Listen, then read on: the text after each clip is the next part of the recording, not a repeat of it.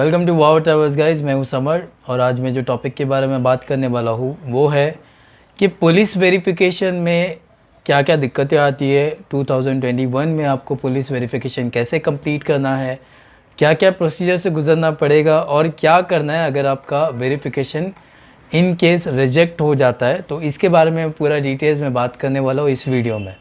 तो अगर आपने मेरे चैनल को अभी तक सब्सक्राइब नहीं किया है तो प्लीज़ मेरे चैनल को सब्सक्राइब करो और जल्दी से इस वीडियो को हम स्टार्ट करते हैं।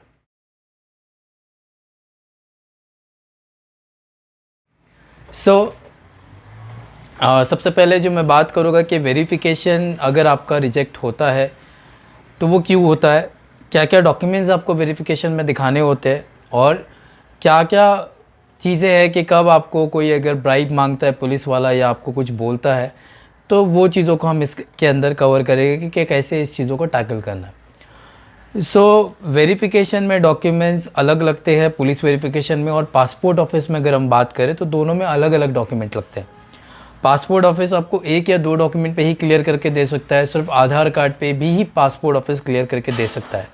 बट जब पुलिस वेरिफिकेशन की बात आती है तो उनको कुछ कुछ चीज़ें होती है जो वेरीफाई करना होता है। तो कौन कौन सी चीज़ें होती हैं उनको जो वेरीफाई करना होता है, सबसे पहले हो गया कि आप जो करंट एड्रेस है वह आपका, आपने वही एड्रेस दिखाया क्या, वहीं पे रह रहे हो क्या, ये चीज़ें उसको वेरीफाई करना होगा। दूसरा कि आपके नाम पे कोई क्रिमिनल केस है या नहीं, ये चीज़ें वेरीफाई करना होगा। और तीसरा जो चीज़ है कि आप जहाँ पे रह रहे हो या जो भी आपने फॉर्म भरा है, एक तो आप वहाँ पे 1 साल से रह रहे हो या नहीं, और जो भी आपने फॉर्म में भरा है वो आपके डॉक्यूमेंट से मैच करता है या नहीं। तो ये जो 3-4 चीज़ें हैं ये पुलिस वेरिफिकेशन में देखते हैं जब पासपोर्ट का आपका वेरिफिकेशन होता है। कैसे होता है वेरिफिकेशन, जैसे आप पासपोर्ट ऑफिस जाते हो कुछ दिनों के अंदर आपको कॉल आता है, मैसेज आता है कि आपका वेरिफिकेशन के लिए आप आइए या हम आपके पास में वेरिफिकेशन के लिए आने वाले हैं। दोनों में कुछ भी हो सकता है। पुलिस वाला एक तो आपके घर आ सकता है वेरिफिकेशन के लिए, या फिर आपको पुलिस स्टेशन जाना है वेरीफाई करवाने के लिए आपके डॉक्यूमेंट। दोनों में से कुछ भी हो सकता है। हर एक का पुलिस का अलग अलग रूल होता है, अलग अलग उनके जो है रेगुलेशंस और रूल्स होते हैं जो आपको फॉलो करने होते हैं।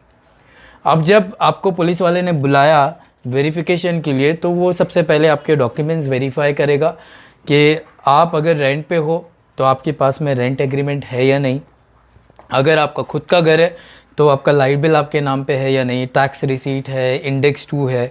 तो ये सब चीज़ें वेरीफाई करेगा कि हाँ आपके पास में डॉक्यूमेंट है। तो आपका एक एड्रेस का ड्यूरेशन वेरीफाई तो हो गया, मतलब एड्रेस जो है आपका, ये आप जहाँ रह रहे हो वो आप लीगली वहाँ पे रह रहे हो।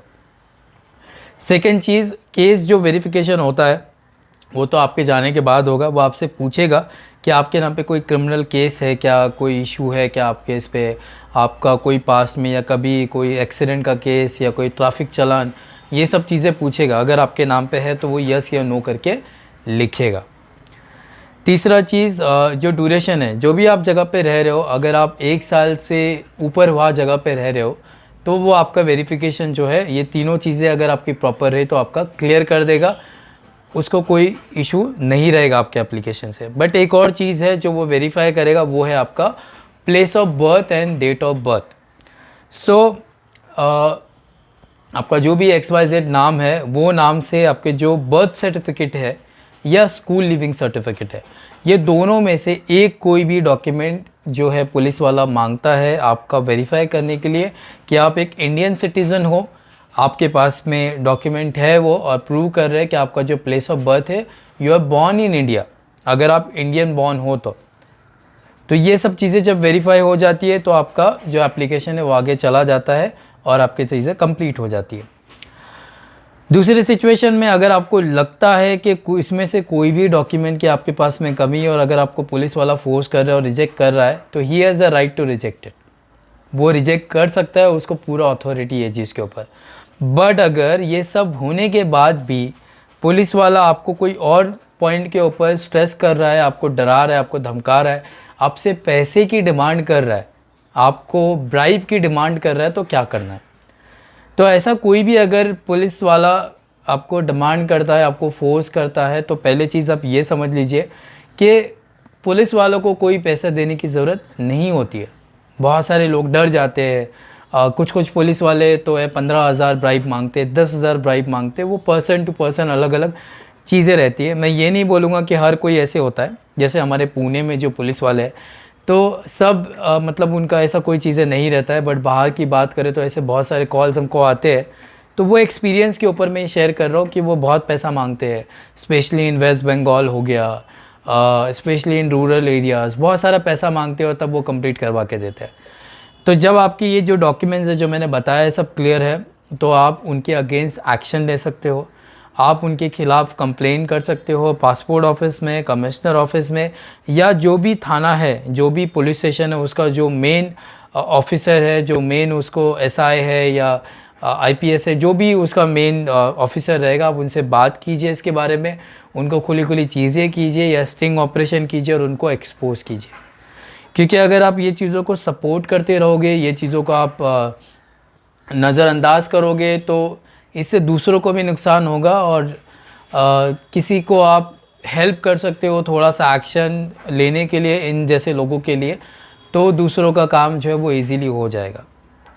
सो ये प्रोसेस है। अगर ये केसेस में कभी कभी पुलिस वाले कुछ कुछ चीज़ें आपके रिजेक्ट करते हैं कि आपने स्पेलिंग अलग लिखा, आपके बाकी डॉक्यूमेंट में अलग थे, पासपोर्ट ऑफिस में तो क्लियर हो गया, तो ऐसी सिचुएशन में ज़्यादा से ज़्यादा क्या होगा, आपका फाइल जो है वो पासपोर्ट ऑफिस में जाएगा, वहाँ पे आपकी चीज़ें जो है उनके हाथ में रहती है, वो चाहे तो वो आपकी क्लियर भी कर सकते हैं, तो कोई इशू नहीं। अगर कुछ रीज़न से आपका रिजेक्ट होता है कि अगर आप नॉट रिसाइडिंग थे, आप वहाँ पे नहीं रह रहे हो जो आपने एड्रेस दिया है, तो आप 5,000 रुपये का फ़ाइन भर के आपका फिर से अप्लाई कर सकते हो, कोई इशू नहीं आता है।